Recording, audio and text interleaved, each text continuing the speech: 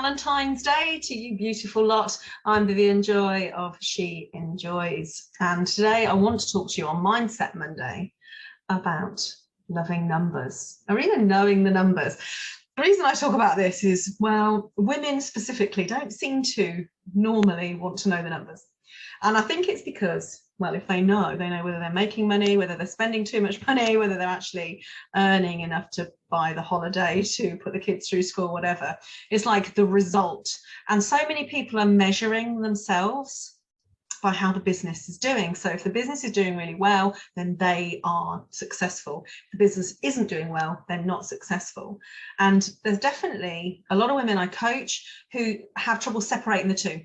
Like, you are not your business and your business is not you. And actually, you are not defined by how successful you are in business. You can love yourself and think you're amazing without having, 6-figure, 7-figure, whatever figure success that it is that everyone is banging on about. And you have decided in your infinite knowledge that you want to have.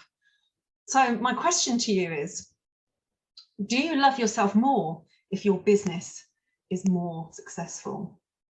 That's assuming you are measuring success yourself, or whether you're just kind of going from day to day. And if you're not, that's a whole nother thing that we'll talk about in another one of these little tidbit sessions.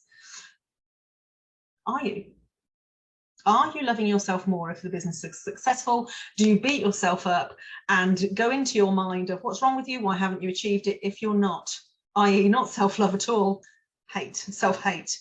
So it's a question for you. Have a think about it. And how can you separate the two? Because they are separate.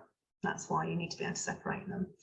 And actually, the numbers are a really good measure. Sometimes they might be really good and you might be missing out. It's a bit like if you're on a diet and you don't want to get on the scales.